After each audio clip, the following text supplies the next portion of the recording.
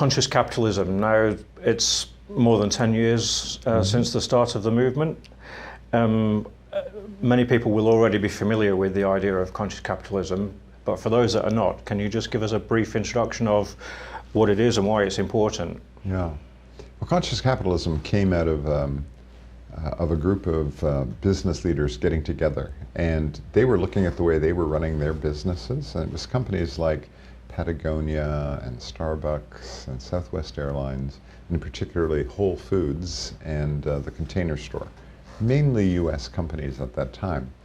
And they were looking around the world and saying, isn't it interesting, we're incredibly successful, we run our businesses in a different way, and when we go out to tell other people about what we're doing, it seems to fall a little bit on deaf ears. It seems to be like we're talking Greek to the Romans.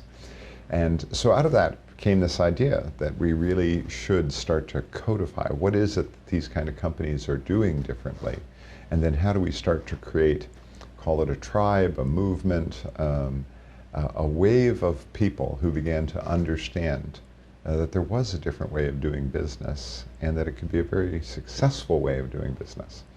So out of that came this idea that there were 4 critical principles, or what we call pillars, that go with the idea of conscious capitalism. The first was purpose.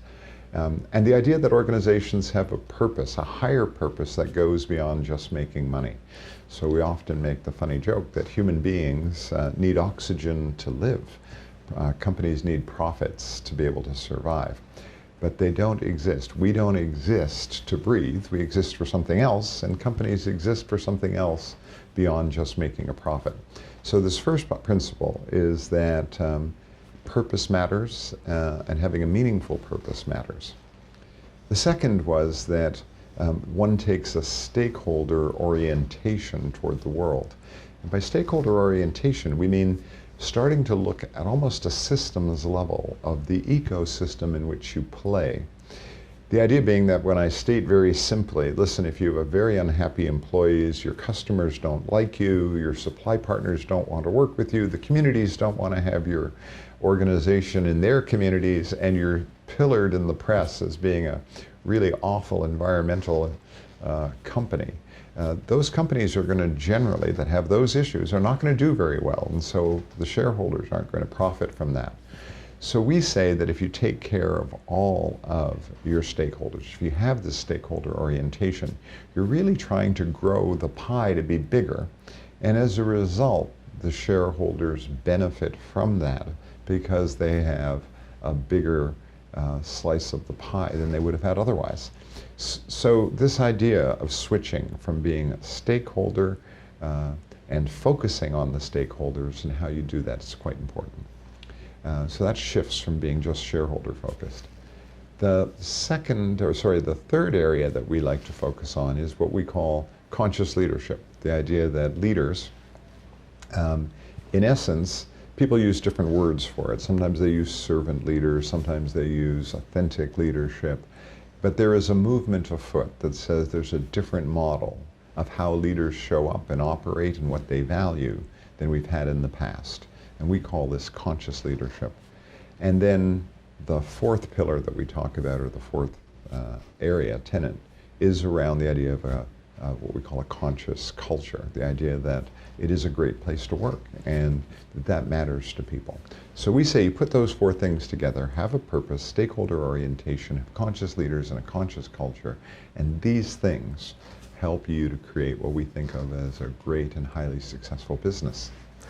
Okay. Do you think that the conscious capitalists, it seems to me that they've got a different view of what customer value or what value actually means, and it's kind of almost like a higher level of consciousness about what value is. They define it in different ways. Well, when you put it from the customer point of view, I'm not so sure. I will come back and say there is sometimes a knock-on effect that happens when a company has a great reputation. People will sort of view that brand differently than they will another. So, for example, if you're looking at Walmart and Whole Foods and people are trying to decide where they're going to go buy their organic food, there will be a very different perception of the kind of atmosphere they're going to encounter when they go into a Walmart store versus a Whole Foods. Now, having said that, it is conscious capitalism, and it's capitalism in the sense that what we like to refer to as entrepreneurial capitalism, the idea that entrepreneurs are creating value. So the idea that you're creating value in the world, and that value is something that people are willing or wanting to pay for, is, I don't think, changes just because we call it conscious capitalism.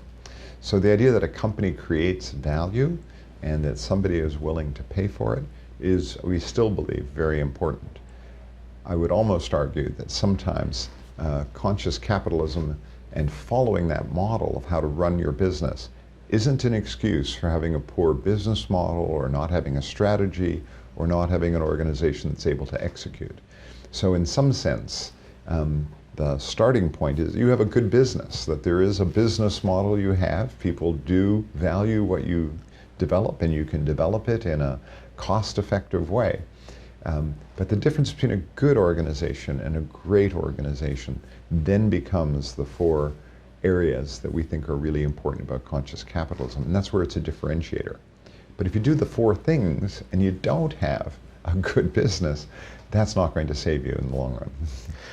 And in the early days of the movement, most of the people involved, if I think I'm right in saying, were the founders of businesses. So as founders, they've got a much clearer idea of the value and the purpose than perhaps the person as the CEO of an organization that they didn't actually found. Is that important? Well, there's a couple ways of answering that. One is some of those companies like Southwest Airlines and Patagonia have gone through several generations now of new leadership, and they've stayed on purpose and with their values. And you could... Sorry, is that because they were so strong in the first place and they were so well articulated? That was certainly an important part of it. And then the second part was the selection of who the successors were. Because, you know, and sometimes this strikes people in a strange way nowadays, but Sam Walton, the founder of Walmart, was actually quite a conscious capitalism. He had a very clear purpose and a very clear set of values and types of leadership that he wanted. And that's why Walmart was initially so successful. However, within a couple generations of new leadership and them making some decisions about focusing on Wall Street and Wall Street performance, Walmart lost its way and it went down in a different direction. So I often like to say Southwest Airlines and Walmart, very strong founders with very strong principles and values, 2 generations into successive CEOs, you ended up in very different places. So the founder is important in terms of setting that baseline, but it's the successive leadership teams that make a difference. So the danger is when the purpose gets diluted or gets pulled towards the market orientation. Well, we believe in market orientation. The question is, within your stakeholder model, how do you weight the various stakeholders?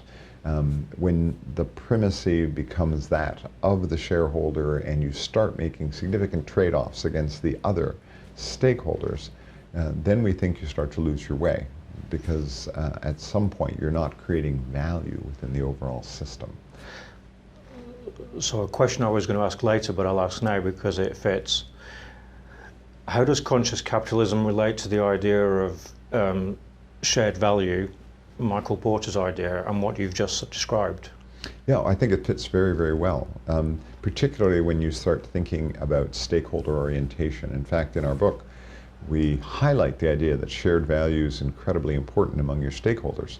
So what you want to try to do in a stakeholder orientation is look and see where are the places we can create mutual benefit, mutual value.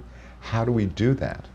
And that is at the core of what the shared value concept that Michael Porter has, is that when you have different types of players in the room, where can you start to look for how you can co-create value in a different way? One of the examples I'd like to give is of the company, the Container Store in the US. Now, here's a company that specializes in selling containers. And for years, Walmart and Target have been trying to knock off that category and have not made much progress against the Container Store.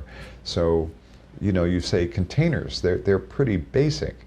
But the Container Store is kept on the cutting edge because it's had the most innovative product development in this area.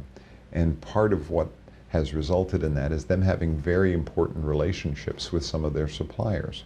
One of them in the past having been Rubbermaid. So Rubbermaid would work very closely with the Container Store to experiment with new types of products, new types of materials, and in some way their beta store was the Container Store. Now they would later out, take some of these things and sell them to other stores or other retailers, but they saw the Container Store as their partner for innovation, and therefore they created a kind of a different value proposition. In turn, the Container Store got better pricing from Rubbermaid as a result of that. So they were able to be cost competitive on some of those products with some of the big box retailers. And they were able to do that because they had redefined how we were co-creating value in this relationship. And redefining value as well. Well, yes, in a sense. Both parties were getting something out of the relationship. Rubbermaid's getting innovative products, innovative ideas, immediate feedback from the marketplace in terms of what might be successful, might not, and in turn, the Container Store is benefiting both from having some very cutting-edge, cool products coming through their store first, as well as getting some better pricing on the back end. So that's an example where you're looking to co-create some value where both parties benefit. Just it occurs to me that Paul Polman at Unilever is often seen as the poster boy, if you like, of a way to go for a more enlightened view of capitalism. Is that model conscious capitalism, or is that different? Is that more cause-related marketing? Well, you raised an interesting question about what you might call cause-related marketing, and I want to come back to that, park it for a moment. But talking about Unilever and Paul in particular, he's spoken at a couple of our CEO summits. So he is definitely in the conscious capitalism area of how do you truly bring purpose to life in your organization and how do you live it. And there's some great examples that come out of Unilever. My favorite being, in fact, what they've done with Lifebuoy in India. I don't know if you're familiar with it, but in essence, they have redesigned that product to India to basically get it so that they can package it and produce it at a very, very low cost to fit that market. But if you ask them what business they're in India, they will come back and say the purpose of our business isn't to sell more soap, it's to save more young lives. Which goes back to the real roots of the organization, the company. It does. And in India, what they're doing is their marketing is around hygiene campaigns for families, because I can't remember exact percentage, but a very large number of the infant mortality causes under 5 years old relate to hygiene issues. So if you can get out into communities and you can educate people about how to wash and stay clean, you're actually saving young lives. And it happens that we have a soap that we've designed and developed for this market that can do that. So when you get to that kind of place, you're creating tremendous value in the community, both in terms of the education around hygiene, the actual savings of lives, and being able to develop and produce a product that can be sold into that marketplace. So that's a great example, in my mind, of living your purpose, of that's something that goes beyond just the profit, but in the same time allows you to dominate that market with your product and become very profitable as well. It's not an either or, it's an and. Maybe he's an outlier in another sense, in that he took over a very large established business and turned it into a conscious business, which is more of a challenge than a founder establishing a conscious business from scratch.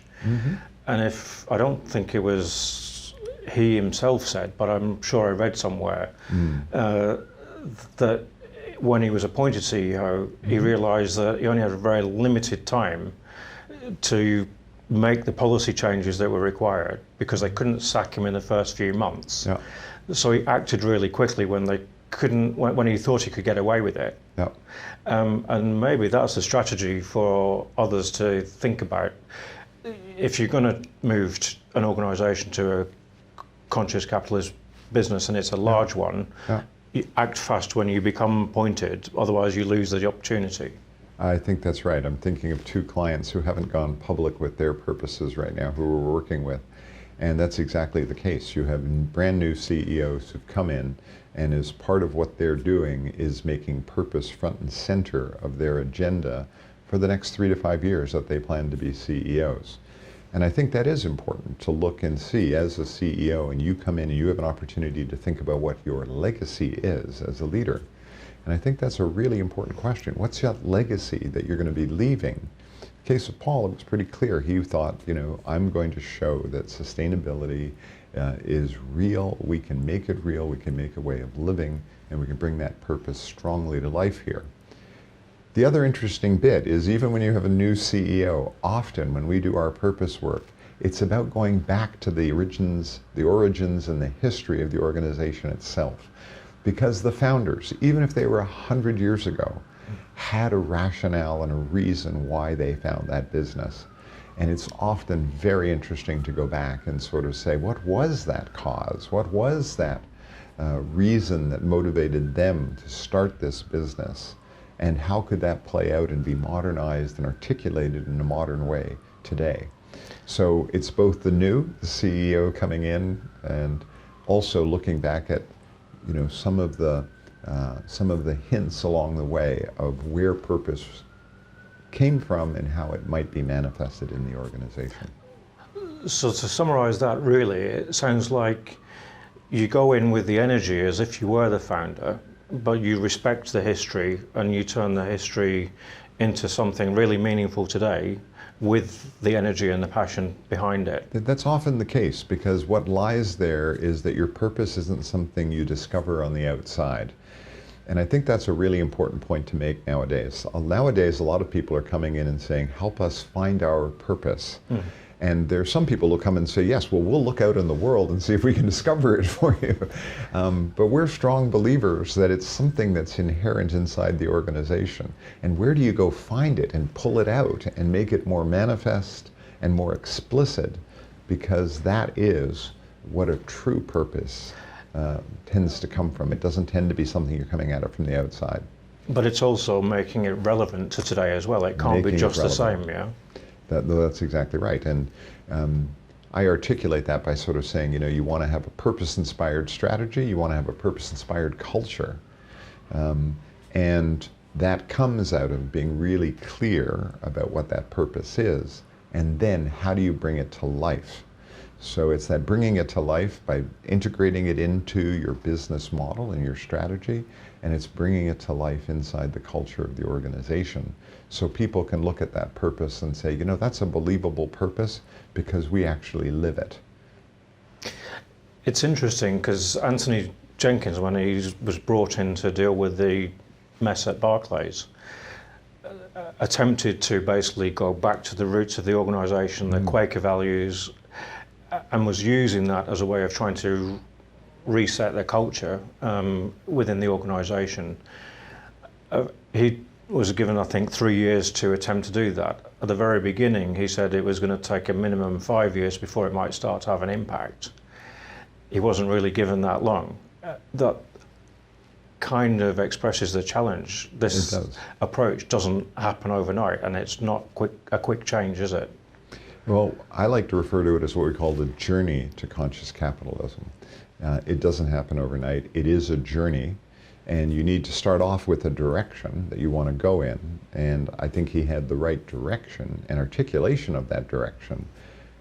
Then what becomes really interesting on any journey is you can plot the first couple of moves, but then after that, you have to be able to shift and move according to what is coming at you, both in the business environment and in terms of your organization. And without going into the details, I think at some point probably lost their way on that journey. But it is a journey for sure. And I think it's really important that you think of it as a journey, and while holding that intention, face the reality of what you're dealing with day in and day out and make adjustments on that journey accordingly. Adjustments, not trade-offs. Yeah. Do you think conscious capitalists have got a different attitude to what the social contract is between business and society? That's an interesting question. I mean, I think that the social contract between business and society is one depending on which country you're in. You know, listening recently to an economist from China describe the free market philosophy of China, Yep. and clearly a very different instantiation of what that social contract might look like than we might have here in the UK or in the Anglo-Saxon world, for sure. But I think that the conscious capitalists take a very different view of the role of a business and the role that a business can play in being a force for good, in doing well and doing good. Implicit in that is an attitude about culture and leadership that go with that model. Whether that constitutes a social contract at a broader level, I'm not so sure, but I do know within the specific business, if you're making a commitment to move in this direction, you're definitely setting expectations among your employees about what kind of culture they can and should expect and be a part of, and you're also setting some expectations of what kind of leadership is acceptable and should be the standard here.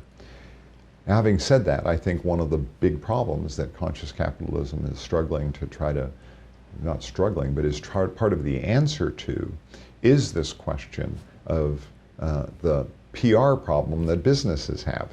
The level of trust in businesses has been declining for And the the last level of expectations 20, is 25 increasing. years.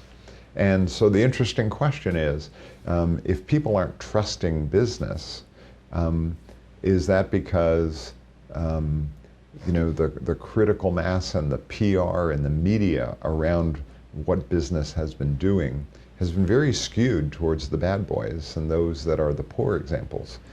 What we believe we need to do is to create more of these role models. Why aren't people talking more about the John Lewises of the world and holding them up as paragons of what a business can be?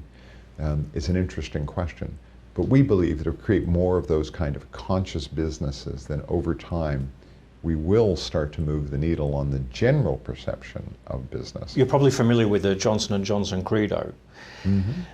It seems to me that that as a document is a very concise document and could be described as a social contract in a sense. Mm-hmm. It makes very clear what, as an organisation, it thinks its role and responsibility is to all of the stakeholders and society, and kind of describes them in order of priority. Yeah. Interestingly, shareholders come bottom of that list, Mm-hmm. and are not given the opportunity of maximum shareholder value at the end of it, but a fair return on their investment. Yeah. Shareholders in Johnson & Johnson have done extremely well over 50 odd years. They increased the dividends year on year longer than any other company. Mm-hmm. So shareholders have done really well, but only because everybody else has done really well. And that seems to me like the attitude of conscious capitalists. Shareholders do well if everybody else does, not the other way around. You haven't, you know, one of the more interesting debates or discussions is sitting with John Mackey, the CEO of Whole Foods in the US, and sitting with Doug Rao, the former president of Trader Joe's, which is another big grocery store chain in the US, and having them argue about which comes first, the customer or the employee. And one will say, oh, you know, you've got to put the employee first, and the other one will say you put the customer first and the employee second, and one says the customer first.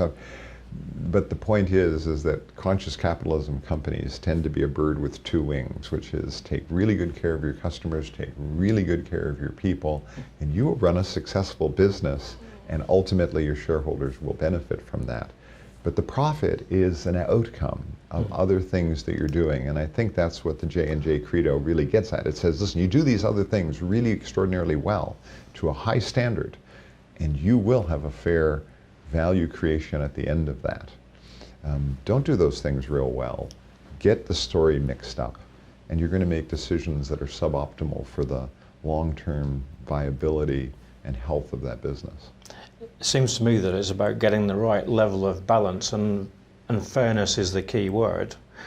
And it's difficult to get the balance at a point in time, but over a period of time, unless you've got the right kind of balance, arguably the business model is just not going to be sustainable. Well, that goes back to sort of your philosophy of business. You know, at some level we call it conscious capitalism, and the conscious is sometimes being aware of your philosophy of business. And over the long term, what is that philosophy and what are those values that you're going to steer by? Now, nobody's, you know, it's the old story of, you know, you're flying from London to New York, and I think the airplane's completely on track for 4% of the trip. But it's constantly going on track, off track, on track, off track. And by those small adjustments back and forth, it makes it there. And that's what I think the values and the purpose and your business philosophy help you to do. The J&J credo being a great example. It's a true north that you're steering towards. There may be times you start to move maybe a little too far in one direction, but you pull back because you know where you're trying to head, you know what your intention is, you know what your values are. And so the company over the long run really does achieve that model of a highly successful, sustainable, purpose and value-driven business. This wasn't on my list of questions, but it occurs to me now as we're talking. What you've just described was actually the intention of the people who founded the first business schools, to teach the values and the principles of running businesses like that. Do you think we need to revisit the role of business schools and do we need to basically reintroduce philosophy back into management? Well, I think we need to reintroduce humanity back into management. And I think that the business schools are getting the message in terms of they've got to prepare people to live in a different kind of world than they've had in the past. And I think there's a legitimate debate going on about how business schools can do that best. But the leading business schools are all thinking very, very hard about how they create leaders that can lead for the 21st century. And it's hard not to be thinking about that topic and not thinking about the role of purpose and values and what does it mean to create a sustainable, healthy organization that can be adaptive, can be agile, can be innovative. So in many ways, the business schools are slowly moving in that direction. And at the same time, they sometimes suffer from the fact that they've got an organizational structure that's by subject matter, and a professor gets promoted by writing in detail on their topic, and they can be very narrowly focused in their own individual areas of expertise, while the deans are trying to create a general move in a new direction, and there's a little bit of tension between the dynamic of what they're dealing with in the faculty and their ability to move the curriculum quickly in that other direction. But I can't think of anybody I've spoken to in the last 5 years who hasn't said, yes, yes, yes, that's where we need to be heading. So in the conversation we've had so far, we've touched on leadership a number of times or hovered around the issue. But in the new book, you basically talk about specifically conscious leadership. Mm-hmm. Can you briefly define what conscious leadership is, if there's more to it than what we've described already? Yes, I think that in the book we go into detail in describing some of the elements of what it takes to be a conscious leader. Particularly talking about emotional intelligence, maybe spiritual intelligence, one's ability to be self-aware and be self-managing and do that quite well. We call it, at some level, personal mastery, that ability to be self-aware enough in the context to make good decisions and have good, solid interactions with other human beings. So there's a lot of other different words people put around that. But at the core of it is this ability to be very self-aware of what's going on inside of you, being very aware of what's going on in the environment around you, and then making good decisions about how you act in that environment to get the outcomes that you're trying to get to. So at its core, it's both as simple and as complicated as that. How that manifests in terms of how it's described, how it's reinforced or not reinforced, is usually particular to an organization's culture. So I often go in and will ask a company, like I've got a client right now who's interested in this topic of servant leadership. And so I gave them, 7 or 8 descriptors that are often used around the idea of servant leadership. And I said, what does that mean here? Of these 8 things, which are the 2 or 3 that are most important, are the real markers of a leader within your company that somebody could sort of say, oh, that's a fill in the blank kind of leader because they came from that organization. So on the one hand, we can give some general guidance about where it goes, and then each organization needs to manifest that in a way that's very specific to them, that becomes part of their leadership strategy and how leaders show up in a particular way in their organization. So there's both a general answer to that and then a very specific one that is organizationally driven. So we're talking about new order leadership. If the other alternative is old order leadership, is it possible to take somebody that takes a traditional approach and make them conscious capitalists and conscious leaders? Yeah. So last Friday, I was talking with the chief learning officer of a major corporation here in the UK, and we were having this exact discussion. Can you raise the consciousness of leaders? And if so, to what degree? And we both said it's a fascinating conversation that we're all experimenting with right now. And one of the critical elements in that is how people see the world. So for that journey to occur, you have to shift the mindset. You need to shift how people see the world. It can't be sort of like, here's a checklist. If you do these things, you're going to be a conscious leader, and you give it to that old style leader, and then they check every day, am I doing the right things? That doesn't really work, and we've learned that in leadership development over the last 20 years. But what does work, or has the potential to work, is when you can get people to experience the world differently. So for example, we were working recently with a European leadership team, and we had them do an afternoon activity of walking around the canals of Amsterdam picking up trash. And every time they came across their organization's product, they put it in a special bag.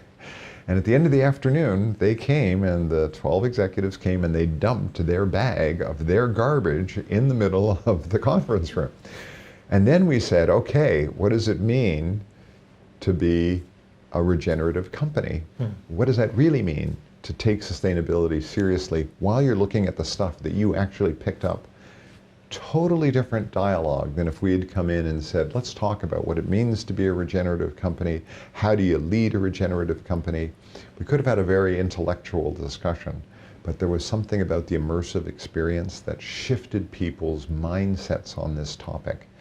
And so one of the critical elements in developing a conscious leader is having them have an experience of what that could be like, and it is something that moves them to see the world differently. If you can create those experiences, you can start to have people shift how they're thinking about how they show up and what role they can play in leadership. It's interesting what you just said as well. So there's still quite a long way to go for people to be environmentally sustainable in the way they think. But we seem to be arguably even further behind the curve when we're thinking about social sustainability. The impact that leaders have on the well-being and the health and the mental well-being of the employees. The workplace is an environment to think about social sustainability, not just environmental. And are the conscious capitalists thinking along about that issue as well? Well, I think that's a really big trend right now that we're seeing a lot of, employee wellness. Some people refer to it as employee wellness, mental health. Others refer it as having people have the energy that they can bring to their work to make a difference and to live the purpose. I like that definition of wellness as having the energy to bring to work, to live your purpose and connect it to the organizational purpose. So there's a lot of things going on in that space about what that means. What does that mean in terms of mental health? What does that mean in terms of physical health? Are you eating well? Are you exercising? What's the amount of sleep you're getting? So are you taking vacations? There's a lot of things that are going on that people understand more and more, that to be a high performance organization, you need to have people that can perform at a high level, and they can't perform at a high level if they're not themselves mentally and physically and socially healthy beings.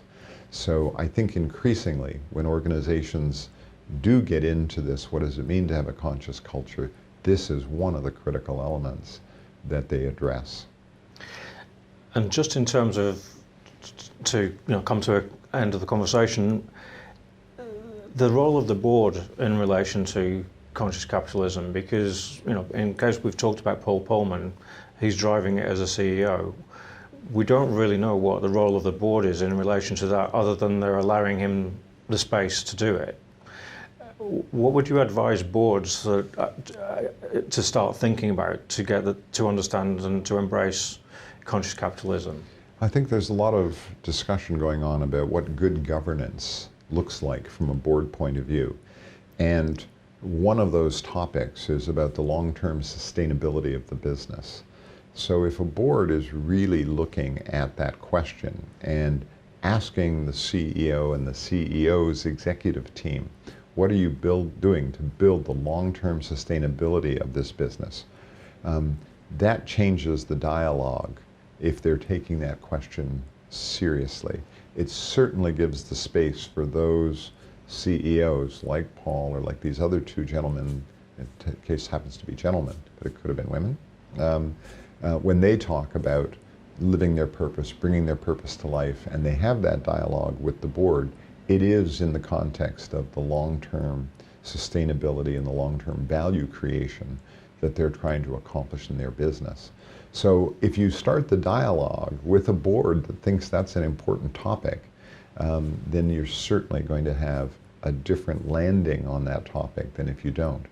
So part of good governance needs to be that boards are holding themselves to a standard of what's in the best interest for the long-term sustainability of this business and the value creation that we're going to sustain on that journey.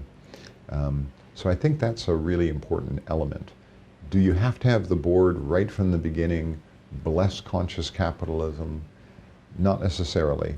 Does it hurt if you dip them into that and you have them talk to other organizations and other board members or read the book and talk to other CEOs? Certainly that helps tremendously in them getting clear on what their philosophy of business is and what that means in terms of board governance. Arguably, the new corporate governance code published in July, which requires companies to articulate their culture and their strategy and how the two relate, will provide some ammunition to those trying to bring about the kind of change we're describing.